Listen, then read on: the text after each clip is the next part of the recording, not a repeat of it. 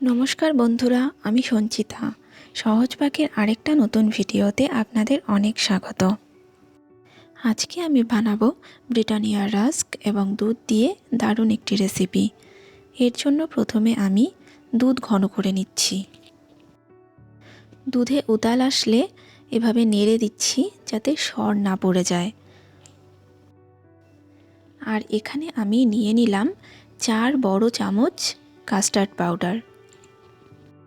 Custard powder দুধ ঘন করার জন্য ব্যবহার করা হয়। এখানে আমি দুধ দিয়ে ভালো করে গুলে নিলাম। একবারে কড়াইতে দেওয়া যাবে না, তাহলে কাস্টার্ড পাউডার গুলবে না। এভাবে বাটিতে আলাদা করে ভালো করে গুলিয়ে নিতে হবে। এবারে আমি গুলে রাখা কাস্টার্ড পাউডার দিয়ে দিচ্ছি। কাস্টার্ড পাউডার দেওয়া হলে দুধ আলাদা করে ঘন করার প্রয়োজন পড়ে না, এমনিতেই ক্ষীরের মতোই হয়ে যায়। এই দেখুন, কাস্টার্ড পাউডার দেওয়ার কিছুক্ষণ পরেই কিন্তু এরকম ঘন রাবড়ির মতো হয়ে গেল। আর এখানে আমি হাফ কাপ চিনি দিয়ে দিয়েছি।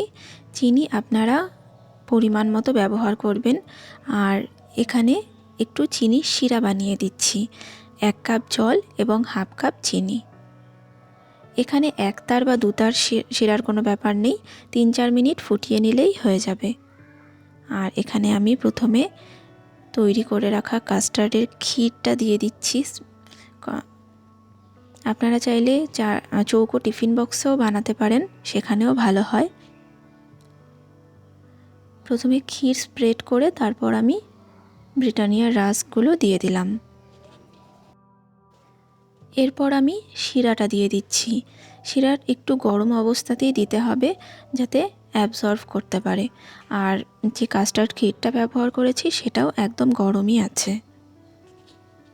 যেহেতু রাস্ক অনেকটা শক্ত হয়, তাই শিরা এবং কাস্টার্ড ক্ষীর গরম হলেই ভালো হয়, তাহলে অ্যাবজর্ব হবে তাড়াতাড়ি এবং রাস্ক অনেকটা সফট হবে। এভাবে আমি ওপর দিয়ে আবার কাস্টার্ড ক্ষীর দিয়ে কভার করে দিলাম। আমি এখানে আর লেয়ার করছি না, আপনারা চাইলে আরও লেয়ার করতে পারেন। আর উপরে গার্নিশিংয়ের জন্য আমি কিশমিশ দিয়ে দিচ্ছি। পেস্তা বা আলমন্ড ইচ্ছে মতো গার্নিশিংয়ের জন্য ব্যবহার করা যায়। খুব সহজ একটি রেসিপি, বাড়িতে নিশ্চয়ই ট্রাই করবেন এবং কমেন্ট করে জানাবেন যে কেমন হয়েছে।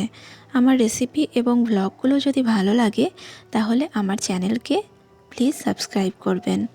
আজকের ভিডিওটা দেখার জন্য অসংখ্য ধন্যবাদ।